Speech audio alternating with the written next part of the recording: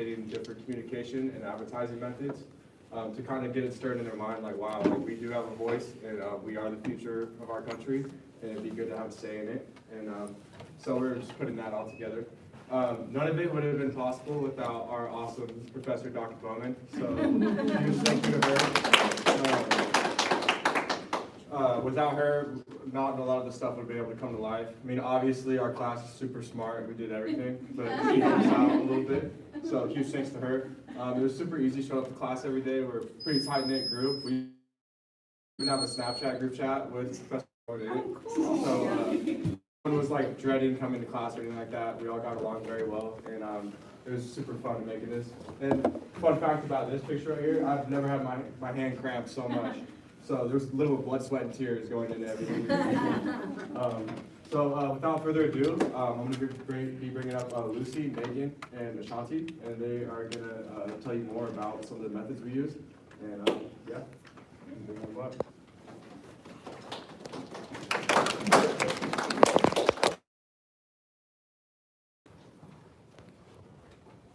Hi everyone, I'm Meghan Morris. I'm from Mansfield, Texas, and I'm a communication and theater major. And I'll be talking to you about the persuasive techniques that we use for this project. So to start out, nothing in persuasive can be accomplished without credibility. We built credibility by educating ourselves and others on the ways that we can help others do their forms for the National Voter Registration Day. We were very charismatic, and we tried to help others through being nice and helping. We had to be trustworthy when we were dealing with confidential information because we had to help them fill out their voter registration forms to help them get to vote. The next persuasive technique that we used was the foot in the door strategy. Basically, it states that you ask them to do a small task and then you do a bigger task later on. We asked them to come over to our table, grab a voter registration sticker, and then we would ask them, hey, have you registered to vote? You should register to vote, and here's why. The next thing is persuasion needs to be successful. It has to be successful by intentionality. We were very intentional with our posters and the events that we did. We had one of our events, National Voter Registration Day, where we held it at the cafeteria during lunch, where we would have the most student engagement because that's where everyone would be at the exact same time. We were effective. Later on, we'll talk about the statistics of the number of people that we reached, and you'll see that we were very effective in engaging voters. Free will. Persuasion cannot be accomplished without it being the person's choice.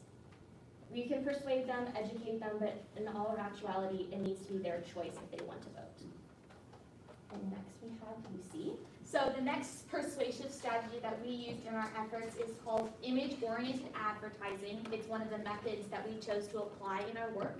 So image-oriented advertising states that you need to connect the action that you want your consumer to take with an idealized lifestyle or a certain feeling. So you can see in this triangle of image-oriented advertising, we connected the college student to the idea of patriotism, being civically engaged. We want to feel like they had a duty to vote and to have a say in the future of their country. And so we connected that. As you can see, we have some examples of the posters and the social media posts that we created. They all have a very similar theme. It's like a call to patriotism and to be civically engaged and to get your voice out there. No matter who you're voting for, we just wanted them to vote. So we created that connection between the idea of civic engagement and voting.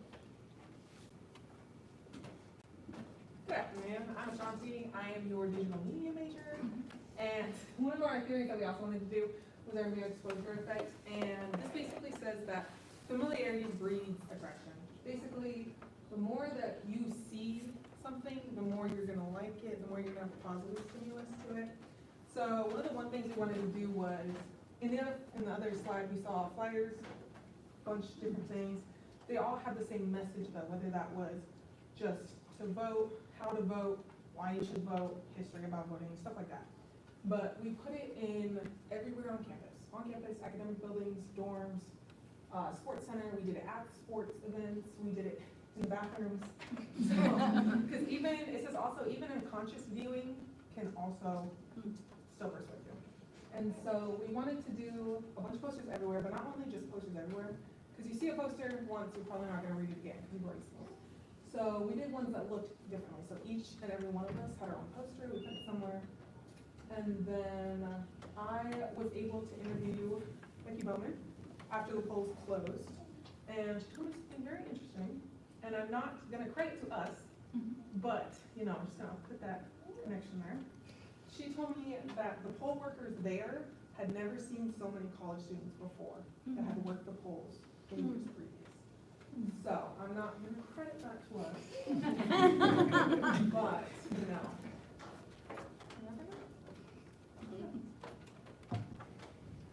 So along with our persuasion techniques, we also wanted to incorporate our intercultural communication techniques, another class that we had with Dr. Becky Bowman. So to start out, we did the social identity theory, which states that we associate with those who are like us. Our target audience was college students, so we had a very big advance on that because we are the same age, we like the same things, so we were more credible and easier to like when you're the same person. So the speech code theory is our next one, which states that we change the way we speak based on where we are and the time. So we had a lot of things that we weren't in college, we were out in the community, like our athletic event, or we had to talk to people who aren't our target demographic, and it was a different time. So we had to speak a little bit more formal and not with our slang. The next theory is the communication accommodation theory. Basically, we adjust how we speak. So kind of like speech codes, how we change our speech, we would converge to their way of talking to be more professional and to get people of a different demographic to also agree with us. So the next thing, also, I'm going to introduce myself because I didn't do that before. So my name is Lucy Bowman. I'm a Social Justice and Advocacy major, and I'm from McPherson, Kansas. So there we go. I know they're going to talk to me about it if I don't do it. So I'll say it. Okay, so I want to talk a little bit about how we put our methods into action. So we had all of these ideas, and we've all taken a lot of communication classes that deal with persuasion and intercultural communication and gender communication. But how does that actually come together into a project? So we spent weeks planning out how we wanted to engage the college community in voter registration, voter participation. On the far left photo is the whiteboard in our communication lounge. That's what it looks like. We just kept adding ideas, and so we had full days where we would just brainstorm different ways to get people engaged, and then we had to pare it down and start communicating with people in different divisions and different disciplines to figure out how these events could actually work. So we had to do a lot of coordinating, we had to do a lot of communicating, which are all things that we're going to use as we go out into the world in our jobs as working in the communication field. We worked to plan each of the events. We each had there was an event leader, so each kind of took charge of a different activity, and we had to work out all of the logistics. We also provided a lot of the resources that we used, so you can try our famous punch in a minute, but we had to provide the food, the drinks, all of the decorations, even though we had a really small budget. So that was also something that we kind of had to overcome through communication, seeing what resources we could get throughout campus and how we could put it together. And then another thing is how we kind of implemented that outside of the community, or outside in the community. As Megan mentioned, it wasn't just on the college campus. So for example, we put together library displays at the public library and at the college library to educate all different types of people. So we had literature for all ages, from picture books like Duck Goes to Vote, to full novels about the importance of democracy. And so that was to reach out into the community and increase our engagement, not just on the campus, but also all throughout McPherson. So those are the ways that we kind of implemented our methods into actual action. Now we're going to bring up three more friends. We have Bailey, Amanda, and Reilly to talk more about the actual events that we did and some of the social media outreach that we created.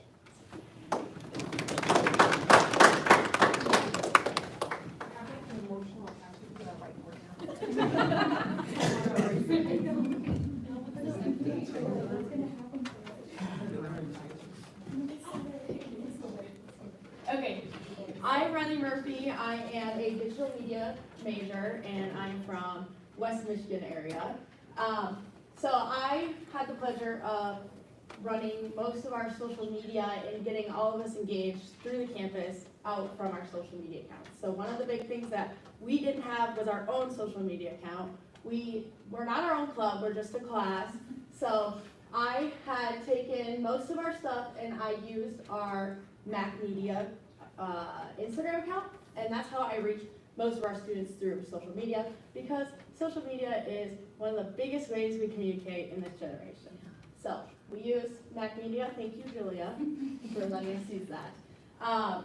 We also use posters, as showing earlier. We had the posters on campus within 2 weeks of each event, so people could pass by them and remember that we have our events, and then remind. We had 4 articles in that one, and we had a special area that was all about election that each one of us had written articles, and we put into that so that everyone could see that through that newspaper. And I'm going to pass it on. Hi, my name is Amanda. I'm from Frisco, Texas, and I'm a digital media communications major, and I'm going to be talking about the events that we put on. So the very first event that we did was the Presidential Debate Watch. We had a lot of people come out, we provided snacks, and it was our first event that we did, so it was kind of chaotic at first, but I think it honestly went really well. We set up a good debrief in the very beginning, wherever we gave everybody ground rules as to not heckle each other and not make comments during the debate based on who you're voting for. And I think it ended up going very well. I'm Bailey Hulce. I'm a communications major with a storytelling minor. I'm from Baldwin City, Kansas, and I will be talking about the attendance for each event. So we had almost 80 students show up through a debate watch, which I think is rather impressive, considering it seems like a lot of students at first weren't really open to the idea of politics and voting. So to have almost 80 show up, we tallied 76. Some came and went, so we aren't sure like how completely accurate that number is, but we are certain that we had at least that many, which is a lot for the first event.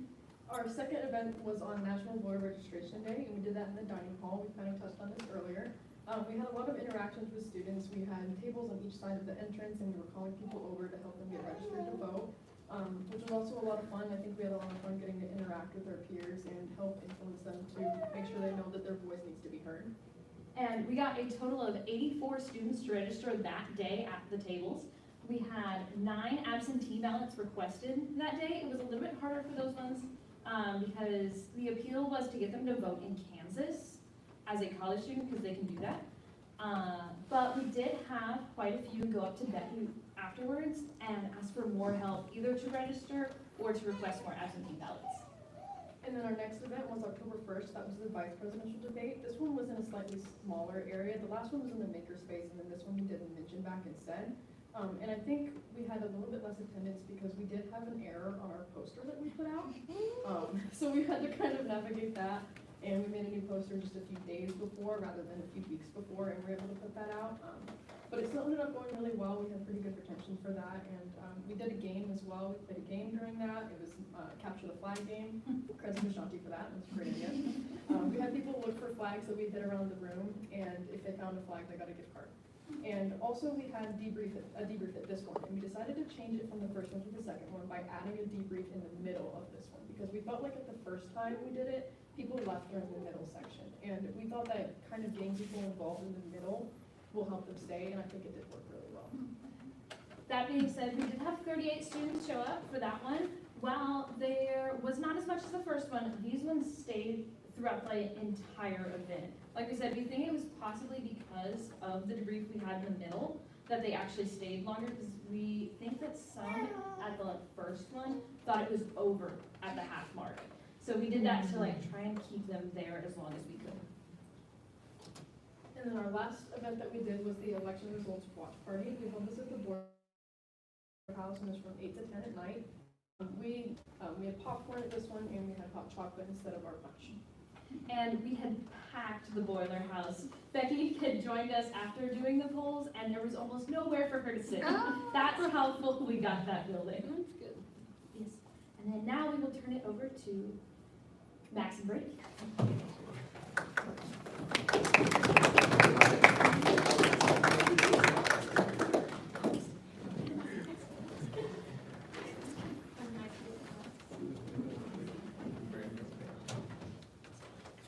So hi, my name's Brady Kaplan. I'm from Overland Park, Kansas. I'm a communications major. So I'm gonna be talking about the athletic event we did, which was not the result we were looking for. Why was that? We faced many challenges. There was no signage at the table, so when people were walking in to the football game, they didn't really know what we were there for. The table was kind of thrown in a corner, and so again, also we thought it would be a good idea because it was a big recruiting day for the football team and a big game against Kansas Westland. And we tried to get students. I think we got maybe 2 at max, if I recall correctly. But college kids, if they're not interested in it, they're just gonna walk right past you and act like they're ignoring you. Also, there were tons of adults, and of course, they're already registered. Yes, we did get a convicted felon. I know we'll probably have questions about that at the end. I'll answer those there. Also, it was very poorly organized. Max was in charge of it.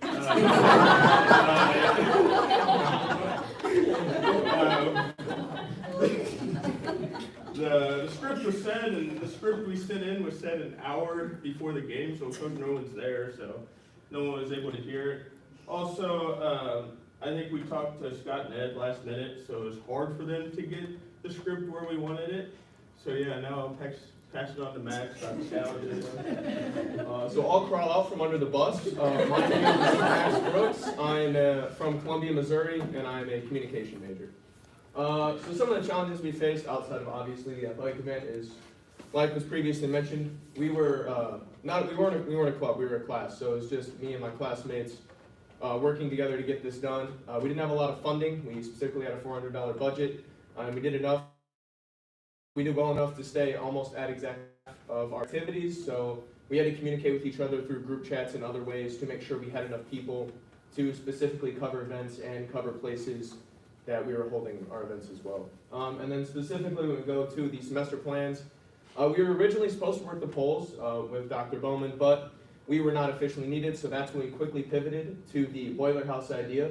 And as again mentioned, it was packed, so we did a good job communicating and using the skills we've learned in all our communication classes to be able to pack the boiler house, get it organized, get food there, and run that event smoothly. And then another small kind of challenge we had was the popcorn. It was kind of our staple.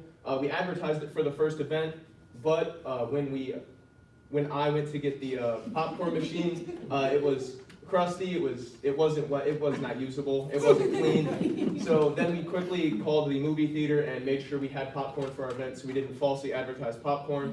And then again, it became a staple for our events from then on. And that is also, now I will call up 2 more of my classmates, and Jamil and Avery.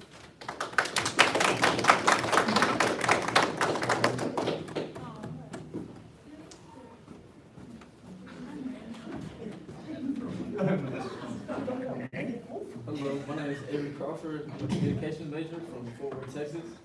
I'm going to be going over the importance of having all of our events accessible to everybody on campus and then kind of the support we got from the college.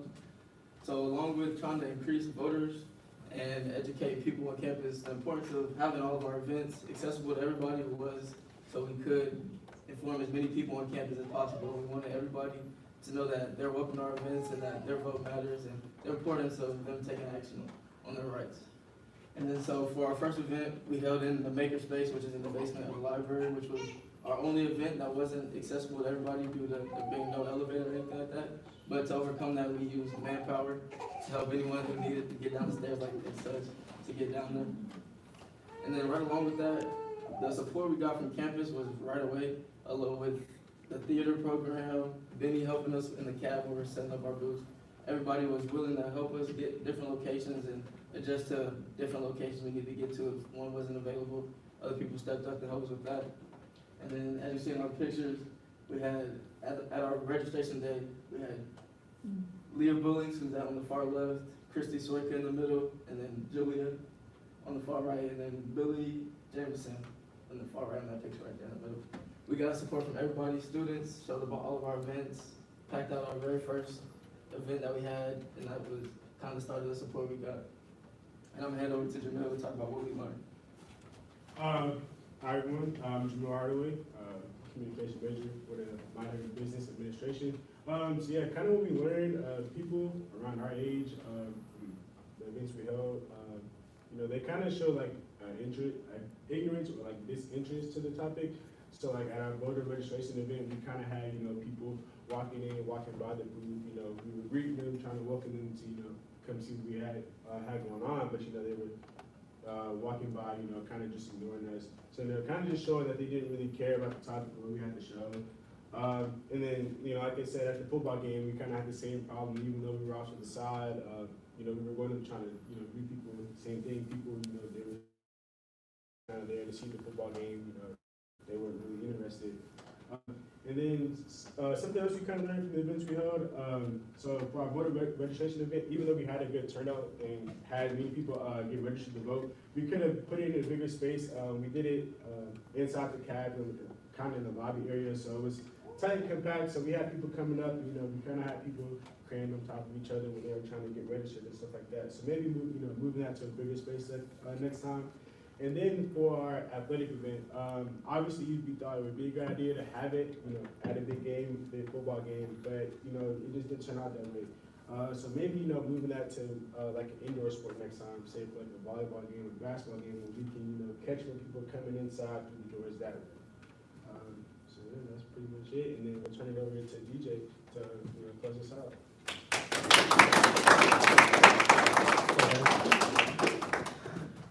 Good.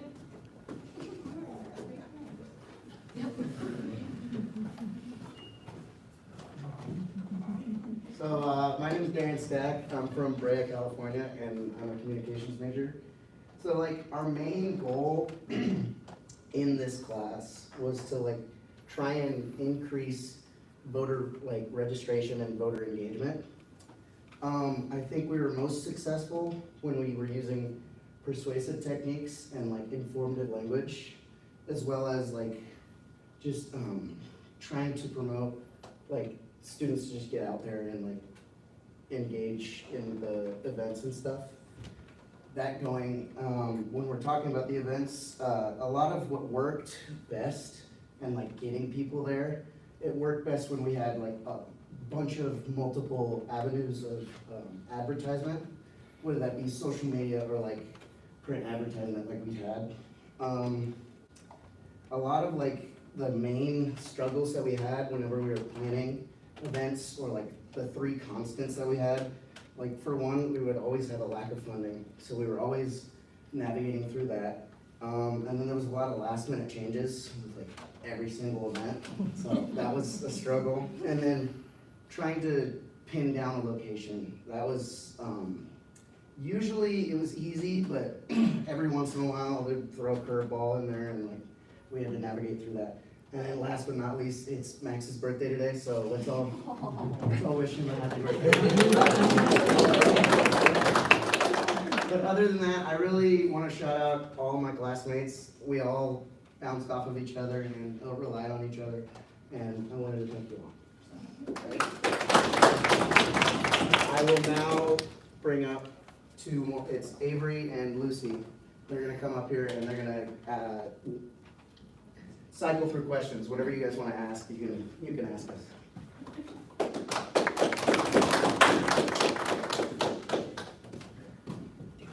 So before we let everybody get to the famous punch and then these delicious snacks. It's not spiked. The way they're talking about it makes it seem like it's spiked. I can't do that. It's not funny. Yeah, so if anybody has questions, we'll be taking questions now about the presentation, about how the project went and everything.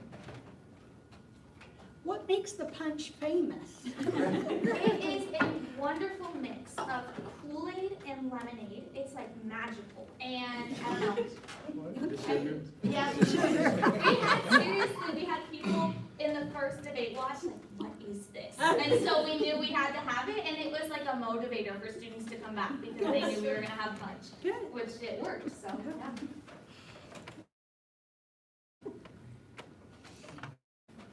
I'm curious, 12 or so of you, how many of you were registered before you started this project? Okay, so most of you. How many of you were going to vote this fall? Okay. How many of us can't be registered.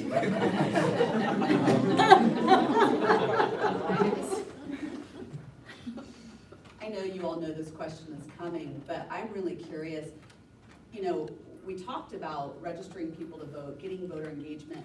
Did you all agree on candidates and who you thought should be elected president? No. We never talked about it. We skipped that part in class. We got straight down to the hard work of trying to figure out ways to convince everybody on campus to take it importantly and how we educate them on who their candidates were and things like that. We never got around. Yeah, we tried to remain as bipartisan as possible. Still got our laughs in here and there. I asked about a felon. So, at this point of the day, we were pretty desperate, and we asked this woman if she was registered to vote, and she slowly walked up to our table and goes, "I'm a convicted felon, I can't vote." I was wanting to know what she did. I decided not to ask, and she just went on her way and stood in the parking lot for a while. Yeah.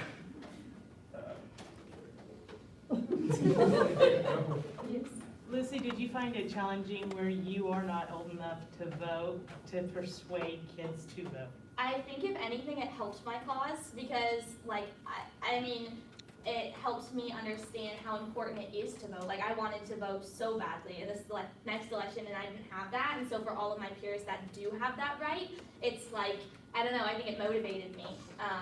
Yeah, and I think for the most part, like, students on campus were very receptive. I think a lot of them, it wasn't not wanting to vote, it was just a lack of education on how they can vote. Like, so many students didn't even know that they needed to request an absentee ballot, or that they needed to register, that they could register in McPherson, Kansas, if they were living on campus. So helping to increase the education is kind of how we found the most success. Did y'all have any struggles with keeping bias out of your events? You know what I mean? Yeah, we did. I would say it mainly came up at the debate watches. We were, like, going into each one, we were kind of worried about how it would go whenever it came to times when we did the group discussions in the middle, at the beginning, or at the end of each one, and how students would kind of answer, being able to speak up on their own opinion and be respectful of each other. But for the most part, we didn't have too many problems with it. It's kind of just like us talking about ways we go about that happen and how we get the situation de-escalated. The main issue we had was the first debate watch. People were coming in and out, and like people would come like halfway through. So we set ground rules at the beginning of the debate watch, but like a lot of the people that came in halfway through, they didn't know what the ground rules were, and they were like bickering and like kind of making sly comments. So we had to make sure to reiterate a lot of the ground rules halfway through in the first debate watch.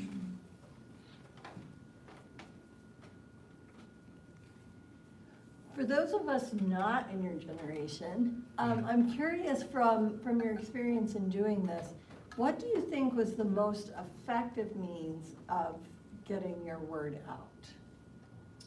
That's a good question. Oh, popcorn for sure. I think incentives did help. The social media was definitely a main factor. People came to the events, but that was the best way to let them know that the events were happening. And so Reilly, I know Amanda they did a great job making sure the social media posts were consistent, and they had a very clear idea of where the events were taking place. I think when we had events where there was encouraged community, that really helped too. Like, feeling like they weren't the only ones voting. Like, everybody on campus is voting. I want to go too. Like, I want to watch the debate watches. I want to register because that's what's happening right now. And so making them seem like events on campus instead of an individual choice, I think was also very successful. Any other questions? What type of questions did you use during the debates, like the degree questions? Do you want to take it? So we had a series of questions. I can try and find it. It's going to be somewhere in there. But a lot of it was, we were trying to remain as bipartisan as possible. But we also wanted to like question, like, hey, if you had a candidate that you were trying to support, like when you came in here, or you already had an idea of who you were voting for, was there like something that the other candidates said or did during the debate that you really found profound and was okay, I like what they said, as well as just asking how many people in the room were already registered to vote, or how many people wanted to vote. Here it is. Sorry. Asking anybody if they changed their mind on the top, the person that they were gonna vote for, whether or not they were they came in undecided, and whether or not they were leaning towards one way or another. So it was a lot of just trying to remain as bipartisan as possible, but acknowledging that all the people in there more than likely already made their mind up. So yeah, it was just trying to just see what the individuals what they wanted out of the candidates, and what they got from what they said during the debate.